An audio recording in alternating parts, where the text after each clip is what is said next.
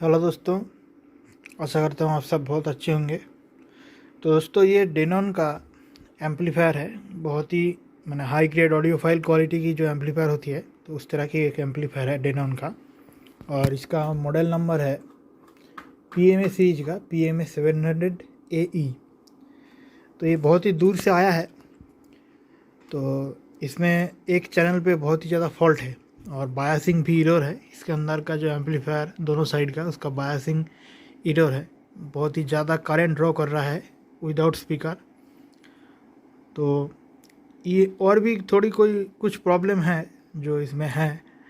ये जो stand by का प्रॉब्लम है, ये ऑटोमेटिक कभी ऑन हो जाता है, कभी ऑफ हो जाता है। और यहाँ पर सिलेक्टर भी ठीक से काम नहीं करता। और इसका मेन जो प्रॉब्लम है, तो वो प्रॉब्लम है इसका ऑडियो क्वालिटी का। एक चैनल का ऑडियो वो डिस्टॉर्शन आ जा रहा है और साउंड एकदम क्लियर नहीं है। तो वो सब देखेंगे। तो ये एम्पलीफायर हम पहले समझेंगे इसके अंदर क्या है और फिर इसको रिपेयरिंग करेंगे। तो चलिए पहले इसका अंदर थोड़ी सी देख लेते हैं क्या है क्या नहीं है। तो ये है मेन पावर ट्रांसफार्मर और ये है पावर एम्पलीफायर बोर्ड। यहाँ पर एक चैनल है और यहाँ पर एक चैनल, और ये सिलेक्टर का सेक्शन है। और यहाँ पर स्टैंड बाई का पावर है, जो ये ट्रांसफार्मर। ये यहाँ पर सामने मैकेनिकल वॉल्यूम है, ये रिमोट से अपने आप घूम जाता है। और इसमें जो ट्रांजिस्टर यूज़ हुआ है वो सैंकेन का ओरिजिनल है, बहुत ही अच्छा क्वालिटी देता है। तो पहले जो प्रॉब्लम है उसके बारे में बोल लेते हैं। तो पहला प्रॉब्लम जो है वो है स्टैंड बाई सिलेक्शन का, ऑडियो सिलेक्शन पर। आप देख ही सकते हैं कि जो पार्ट्स है वो बहुत ही पुराना है। शायद कैपेसिटर अभी ऊपर से देखने में लगता है कि ये ओके है, लेकिन अंदर से शायद इसे ठीक नहीं है। इसका ESR और वैल्यू भी शायद इधर उधर हो गया है। तो वो भी यहाँ पर हम चेंज करेंगे और उसके बाद देखेंगे। तो पहले वो बात अलग में, ये सब इसका वो सब बाद में देखेंगे। तो पहले इसका जो मेन प्रॉब्लम है, ये एम्पलीफायर जिसलिए यहाँ पर आया है वो इसका साउंड का क्वालिटी। और ये जो एम्पलीफायर है ये स्टैंड बाई पे बहुत ही ज़्यादा करंट ड्रॉ कर रहा है, क्योंकि ये इसका जो बायस है थोड़ी सी इधर उधर हो गया है। थोड़ी ज़्यादा हेवी बायस में इसको किसी ने डाल दिया है। तो अभी देखेंगे। तो पहले मैं सेट को थोड़ी सी यहाँ पर पावर दे रहा हूँ। पावर आ गया है। तो अभी ये स्टैंड बाई में जाएगा, स्टैंड बाई रिलीज़ होगा, ये ग्रीन हो जाएगा। तो ग्रीन हो गया। तो अभी ये जो हीट सिंक है ये बहुत ही ज़्यादा हीट हो रहा है।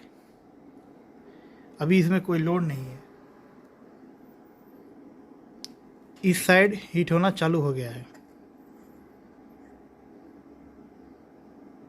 इस साइड भी, और इस साइड भी हीट हो रहा है, लेकिन इस साइड से थोड़ा कम। और ये तो इसके अंदर मैं एक सिग्नल अभी दे रहा हूँ। तो सिग्नल देकर आपको इसका आउटपुट हम स्कोप में देखेंगे। दोस्तों, मैंने सेट को यहाँ पर खोल के रखा हुआ है और थोड़ी सी इसको यहाँ पर थोड़ी सी धूल मिट्टी था उसको भी निकाल दिया है। और एक चीज़ मैंने किया है कि यहाँ पर जो भी पुराना जो कैपेसिटर था, ये हर एक का वैल्यू चेक किया गया है पहले। वैल्यू ये सर, तो जो भी कैपेसिटर इसका जो सही ओरिजिनल ये सर वैल्यू होने चाहिए था, ये नहीं था, इसलिए इसको चेंज कर दिया है मैंने। तो इस तरह की जो पुराना सेट है, इस प्रॉब्लम आता है कि कैपेसिटर का वैल्यू इधर उधर हो जाता है। तो यहाँ पर जो भी कैपेसिटर है ये ओरिजिनल केल्ट्रॉन का है। और ये जो मेन दो फिल्टर कैपेसिटर है ये सैमुआ का है। तो अभी ये वाला बोर्ड है ये रेडी है, लेकिन जो इसका साउंड का प्रॉब्लम क्या है, क्या कहाँ से आ रहा है, उसके बारे में बात करेंगे।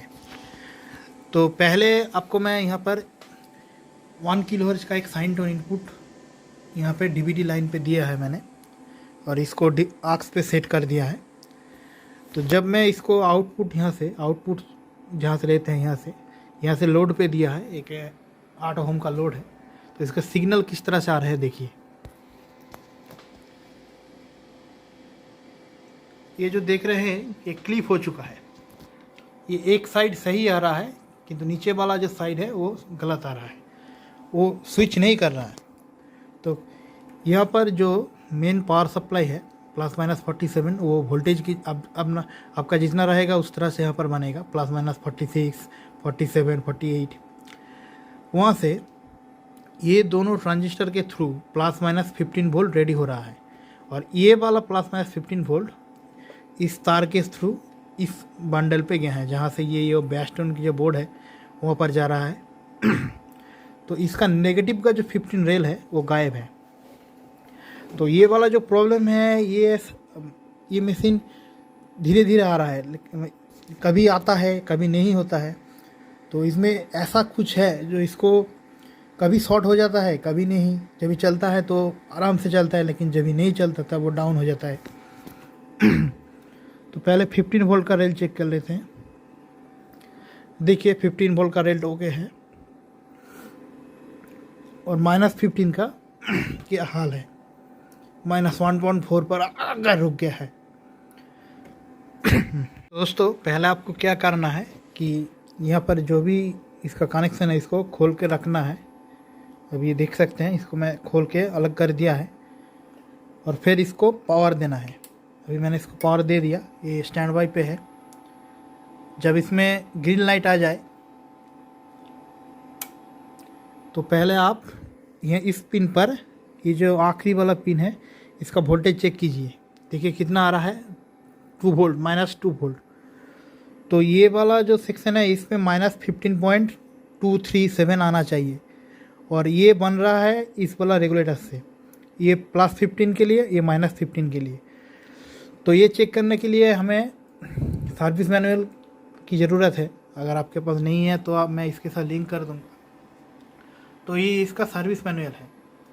तो पहले आपको समझना होगा कि ये वाला जो डायोड है, यहाँ पर देख सकते हैं अल्ट्रा फास्ट डायोड, यहाँ से डायरेक्ट एक सप्लाई इधर जा रहा है पॉजिटिव वाला, और नेगेटिव वाला यहाँ से इधर। तो इसकी बेस में आपको ये जो जिना डायोड है ये दोनों, तो इसकी बेस में आपको -15 वोल्ट मिलना चाहिए। इसकी बेस पे भी +15, इसके बेस पे भी -15। तो अभी मैं चेक करता हूँ कि दोनों की बेस में कितना है। तो पहले पॉजिटिव साइड के बेस में चेक कर लेता हूँ।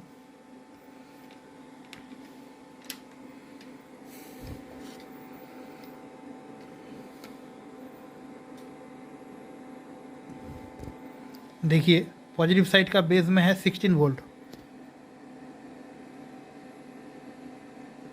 अगर आप देख सकते हैं तो वहाँ पर ही मैंने कनेक्शन किया है। हाँ 16 ही होगा, क्योंकि 1 वोल्ट 0.7 की 8 वोल्ट ही इस ट्रांजिस्टर के थ्रू ड्रॉप होगा, और इसकी बेस में आपको मिल रहा है,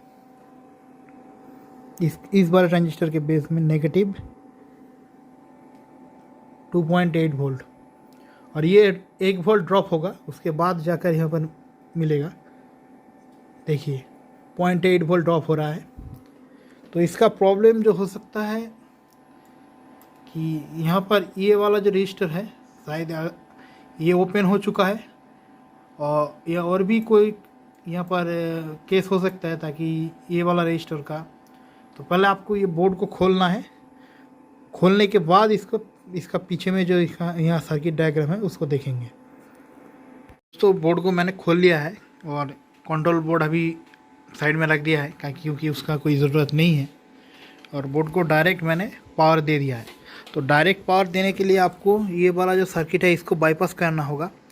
यहाँ पर से जो एसी इनपुट आ रहा है वहाँ पर ही आपको ये ट्रांसफार्मर का इनपुट कनेक्शन दे देना है, नहीं तो ये चालू नहीं होगा। और ये वाला मल्टीमीटर का नेगेटिव का लीड इसके सेंटर में देना है, जो ब्लैक वाला वायर है वो ग्राउंड है। तो पहले इसका वोल्टेज चेक कर लेते हैं कि वोल्टेज अभी कितना है इसको, और जो भी काम होगा वो सीरीज लैंप पे होगा, मैंने गिम्बल टेस्टर के थ्रू होगा। तो अभी मैंने पावर दे दिया है, तो अभी सप्लाई रेल चेक कर लेते हैं।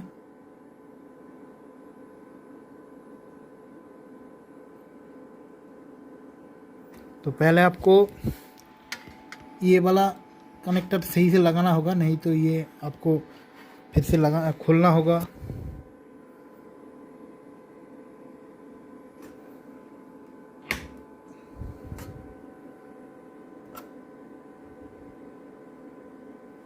तो अभी 5 वोल्ट आ रहा है, ये वाला कनेक्टर सही से लगा नहीं है।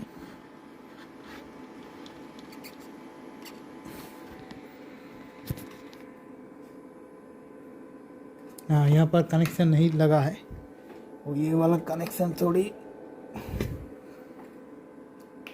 अभी आ जाना चाहिए। यहाँ पर 50 वोल्ट के आसपास देखिए आ गया, 51 वोल्ट, पॉजिटिव 51, और नेगेटिव रेल पे है नेगेटिव 51। तो यहाँ पर जो कनेक्शन है, ये ऑडियो इन एक चैनल का, ग्राउंड दूसरे चैनल का इन, +15 ग्राउंड, -15। तो +15 रेल आ रहा है। अगर आप ये वाला जो पिन यहाँ पर देखेंगे तो +15 का जो रेल है वो आ रहा है, देखिए। लेकिन -15 का जो रेल वो अभी डाउन है 1.5 के।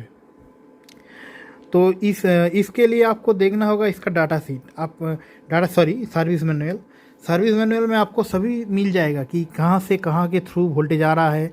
अगर आप उसको सही से निकाल सकते हैं तो ये एम्पलीफायर आपसे भी रिपेयर हो जाएगा। तो इसके लिए मैंने पहले ये वाला जो पिन है, इसके लिए नेगेटिव का सप्लाई है या नहीं वो मैंने देखा कि 52 रेल वोल्टेज है यहाँ पर, लेकिन यहाँ पर जब वो आ रहा है तो वो नेगेटिव ड्रॉप हो जा रहा है 50 वोल्ट। तो इसके लिए शायद यहाँ पर कुछ प्रॉब्लम है, ये जंपर के थ्रू आ रहा है यहाँ से। तो यहाँ पर जो रेगुलेटर है इस साइड का, ये नेगेटिव के लिए रिस्पॉन्सिबल है, तभी इसका बेस पे -2 वोल्ट आ रहा है। तो पहले इसका सर्किट डायग्राम देख लेते हैं। तो नेगेटिव वाला साइड ये 4.7 के थ्रू, ये 22 के का रजिस्टर है, इसके थ्रू यहाँ से इसमें जाएगा।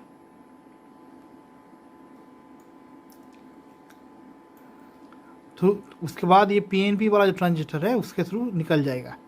लेकिन अगर बेस पे भी वोल्टेज नहीं है तो पहले आपको ये चेक करना होगा कि ये ट्रांजिस्टर ओके है या नहीं। अगर ओके है तो फिर उसके बाद ये वाला रजिस्टर।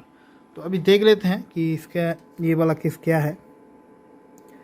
तो ये बेस का जो रजिस्टर है इसके थ्रू यहाँ पर आ रहा है -2.2, तो 15 होना चाहिए, 15-16 होना चाहिए। और यहाँ पर ये आ रहा है 2.3, ये 1K के अक्रॉस आ रहा है 2.3। और जेनर का भी जो वोल्टेज है वो है 2.3। तो इसका प्रॉब्लम हो सकता है कि ये वाला आप रजिस्टर, अगर आपका ये सही है, जेनर डायोड भी सही है, तो ये वाला रजिस्टर होने का चांस है। तो अगर ये वाला भी नहीं है, ये वाला भी नहीं है, तो ये जेनर डायोड शॉर्ट हो सकता है, इसको आपको निकालना होगा। और एक बात, ये वाला जो पुराना बोर्ड होता है इसमें ड्राई सोल्डर का बहुत ही बड़ा प्रॉब्लम होता है, क्योंकि बहुत पुराना बोर्ड होने की वजह से इसका जो सोल्डर वो ड्राई हो जाता है।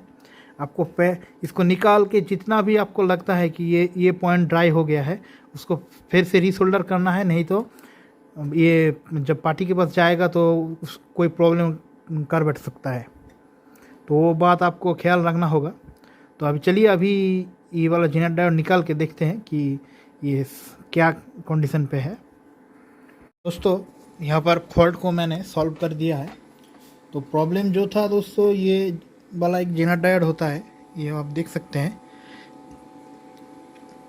तो ये जेनर डायोड शॉर्ट नहीं हुआ है, लेकिन इसका ब्रेकडाउन जो वोल्टेज है, जेनर डायोड ब्रेकडाउन रीजन में काम करता है। तो इसका जो ब्रेकडाउन वोल्टेज है वो किसी तरह से बहुत ही कम हो गया था, 2.3, ठीक से काम नहीं कर रहा था। तो इसको निकाल के मैंने 8 वोल्ट के जो जेनर डायोड होते हैं उसको दोनों को सीरीज में करके यहाँ पर लगा दिया है।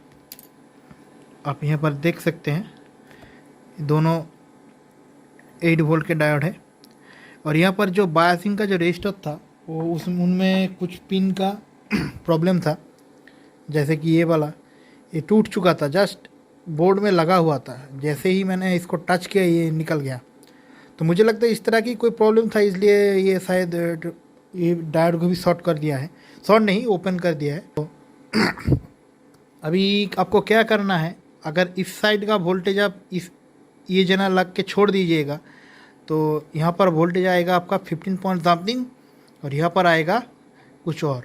तो क्या करना है आपको, ये दोनों ही जेनआर को चेंज कर देना है ताकि दोनों का साइड का जो वोल्टेज है वो एकदम सेम मैचिंग रहे। आप ये कर सकते हैं या नहीं वो आपके ऊपर डिपेंड करता है। अगर मैं होता तो मैं उसको दोनों साइड का जो वोल्टेज है उसको बैलेंस करके ही छोड़ता। और इसमें जो पार्ट्स लगाना है उसके बारे में मैं थोड़ी सी आपको बोल देता हूँ। ये वाला जो रजिस्टर है ये पुराने वाला फिलिप्स का रजिस्टर है, क्योंकि इसका लीड भी मेटलाइज्ड नहीं है, ये शायद कॉपर का लीड है। वो ये वाला जो कोटिंग का आता है ना अभी, ये वाला नहीं है। तो मेरे पास था बहुत ही अच्छे क्वालिटी का हाफ वाट का रजिस्टर था, इसलिए मैंने यहाँ पर हाफ वाट दे दिया है। बाकी यहाँ पर सही था, बाकी जो यहाँ पर कैपेसिटर था वो भी सही था, इसलिए मैं इसको छोड़ दिया। तो अभी इसको मैं पावर देते हैं हम, तो अभी देखते हैं। तो देखिए पावर मैंने दे दिया है। तो पहले इसका वोल्टेज चेक करते हैं। देखिए एक साइड का वोल्टेज है 15.65, नेगेटिव साइड का वोल्टेज है 15.54, आ गया है नेगेटिव का वोल्टेज। और यहाँ पर सिग्नल भी हमारा आ गया है, देख ही सकते हैं, एकदम क्लियर सिग्नल है, अराउंड 1 किलोहर्ट्ज। तो ये वाला जो एम्पलीफायर है इसका फ्रीक्वेंसी रिस्पॉन्स बहुत ही अच्छा है, एकदम बढ़िया। क्योंकि मैं अभी इसको 28 किलोहर्ट्ज से 20 किलोहर्ट्ज से ज़्यादा, देखिए अभी ये 44,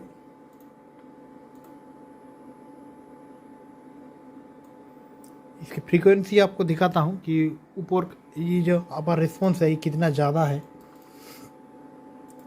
दूसरे एम्पलीफायर इसके सामने फेल है।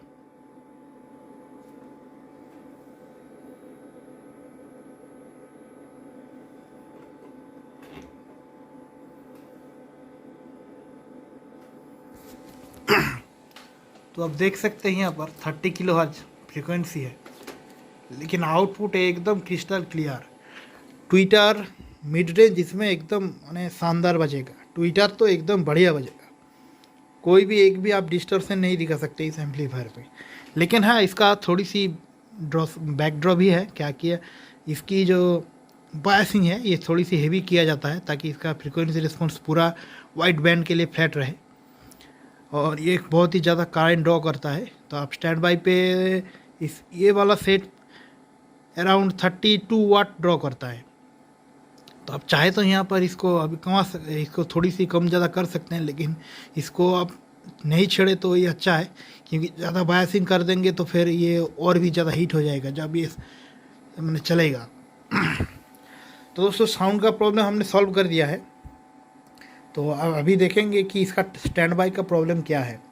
स्टैंड बाई का प्रॉब्लम मतलब इसका पावर का जो फॉल्ट था इस बोर्ड में, ये वाला जो सामने जो पैनल होता है इसके पीछे भी वाला ही जो बोर्ड है उसके अंदर माइक्रो कंट्रोलर है, तो उसका पावर में थोड़ी सी प्रॉब्लम था, वो कभी अप हो रहा था कभी डाउन हो रहा था, इसलिए उसको ये स्टैंड बाई पे कभी चला जा रहा था, कभी जब चलता था एकदम सही चलता था, जब नहीं चलता था तब वो अभी एक बार स्टैंड बाई एक बार फिर से चालू, ऐसा ही करता था। तो वो प्रॉब्लम को मैंने सॉल्व कर दिया है। और दूसरा जो थर्ड कंडीशन मेरे पास आया था, तो ये टीसी के लिए, ये टीसी काम नहीं कर रहा था। तो अभी एक प्रॉब्लम मैंने आपको सॉल्व करके दिखा दिया है, अभी ये दोनों भी बोलेंगे कि इसमें फॉल्ट क्या था। अगर आप ये वीडियो देखकर इसको इस सेट को रिपेयरिंग करना चाहते हैं तो मेरे पास ये जो फॉल्ट से आया था, जो 3 फॉल्ट से, वो आपके पास आएगा ये इस तरह की कोई बात नहीं है। आपको पहले सर्किट को स्टडी करना है, इसका जो सर्विस मैनुअल आता है, और फिर उसको यहाँ पर अप्लाई करना है। और ये वाला जो एम्पलीफायर है, इस तरह की एम्पलीफायर टाइम बहुत लेता है, आप जल्दी में कुछ नहीं कीजिएगा तो ये फिर से बिगड़ जाएगा। इसलिए अपना टाइम लीजिए और फिर इसको रिपेयरिंग करें। तो चलिए ये प्रॉब्लम तो सॉल्व हो गया। अभी ये दोनों प्रॉब्लम क्या था तो उसके बारे में देखेंगे।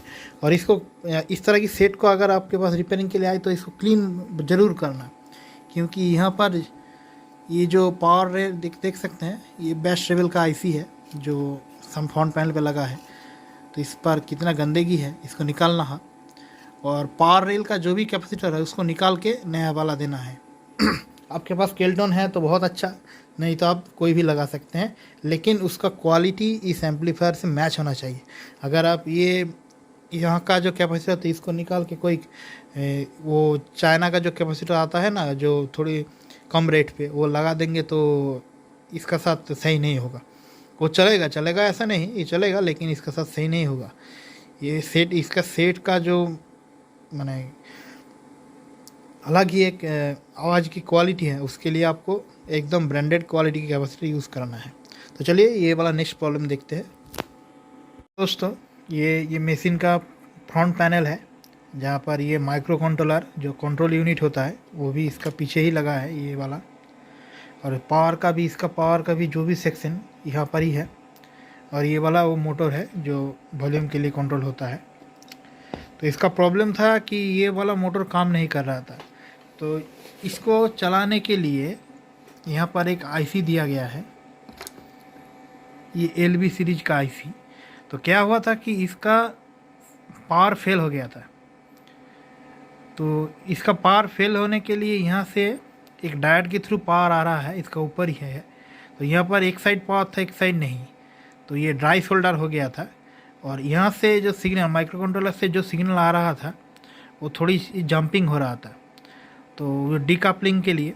तो इसको जब मैंने कैपेसिटर को चेंज किया यहाँ पर और फिर से इसको चार्ज किया, तब ये सही हो गया और अभी ये सही से काम कर रहा है। तो आपके पास अगर इस तरह की प्रॉब्लम आए तो पहले जो भी इसका पात के अंदर जो कैपेसिटर लगा हुआ है उसको निकाल के नया वाला लगा देना है, नहीं तो इसमें ये प्रॉब्लम फिर आ सकता है।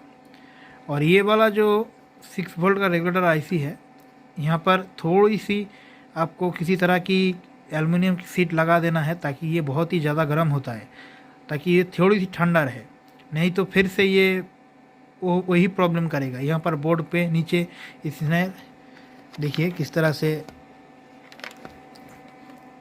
यहाँ पर हीटिंग के निशान है, आप देख ही सकते हैं। ये कॉपर का कलर थोड़ा सा चेंज हो गया है। तो इस चीज़ के लिए मैं बोल रहा हूँ कि आप थोड़ी सी एल्युमिनियम की कोई भी सीट उसमें लगा दीजिए, ताकि ये हीट ये पीसीबी तक नहीं पहुँचे। और ये वाला जो आईसी, ये 3.3 वोल्ट कन्वर्टर आईसी है, इसका डीप कपलिंग का जो कैपेसिटर तो ख़राब हो चुका था, इसलिए वोल्टेज जंपिंग कर रहा था। तो अभी 3.3 फिक्स्ड है। तो अगर आप ये 3 चीज़ें रेडी कर देंगे तो इसका ये प्रॉब्लम जो है ना, जो अभी स्टैंड बाई पे था, अभी बंद हो गया, फिर से आ गया, उसका प्रॉब्लम सॉल्व हो जाएगा। और अगर ये सब करके भी आपका प्रॉब्लम नहीं सॉल्व हो रहा, तो यहाँ पर आपको देखना होगा, ये माइक्रो कंट्रोलर एसी पावर को सेंसिंग करने के लिए यहाँ से एक लाइन गया है। तो शायद आपका वोल्टेज ज़्यादा कम हो रहा है बहुत ही जल्दी, तो उसके लिए आपको वो पावर लाइन में थोड़ी सी कुछ चेंजेस करना होगा, ताकि आपकी वोल्टेज एकदम फिक्स रहे। और ये कंट्रोलर जल्दी ख़राब नहीं होता। आप जब ये इस तरह से कोई भी चेंज करेगा तो थोड़ी सी सावधानी रखिएगा, नहीं तो ये ख़राब होने के चांस रह जाता है। और आपको सर्विस मैनुअल अगर मिल जाए तो आप यहाँ पर सर्विस मैनुअल से सब कुछ यहाँ निकाल सकते हैं। ये वाला जो आईसी आप देख ही सकते हैं, ये 3.3 वोल्ट रेगुलेटर, और ये वाला अभी 6 वोल्ट का रेगुलेटर। ये मोटर और इसका जो इधर का पावर है सभी इसको ये रेगुलेट करके देता है। और ये वाला है माइक्रो कंट्रोलर, और इसका जो क्रिस्टल लगा हुआ है यहाँ पर, एक ये रेजोनेटर है। तो इसको आपको क्या करना है, इसका अगर सोल्डरिंग ड्राई हो जाए तो इसको धीरे से, नहीं तो यहाँ पर ये रेजिस्टर टूट जाए तो आपको फिर बहुत ही बुरी तरह से लगेगा। तो इसको थोड़ी सी धीरे से यहाँ पर इसको रिसोल्डरिंग कर देना है, ताकि इसके ऊपर कोई इफेक्ट ना आए, और फिर बोर्ड को एकदम क्लीन कर लेना है। तो अगर आप ये कर लीजिएगा तो आपका इस तरह का फॉल्ट मैं जो बोल रहा हूँ वो सॉल्व हो जाएगा। और इसमें ज़्यादा कुछ फॉल्ट नहीं था, अभी रेडी हो चुका है। तो पहले इसको एकदम असेंबली कर लेते हैं, उसके बाद टेस्टिंग करेंगे। तो अब हम थोड़ी सी साउंड टेस्ट करेंगे। अभी इसको मैंने स्पीकर के साथ कनेक्ट कर दिया है, एक 10 इंची, एक 12 इंची और एक ट्विटर सोनी का। तो अभी मैं एक म्यूज़िक प्ले कर लेता हूँ, और ये रिमोट से अभी इसको बढ़ाते हैं।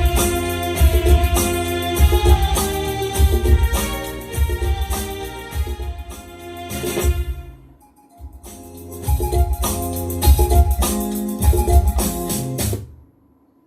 अभी म्यूट कर दिया क्योंकि कॉपीराइट आ जाएगा।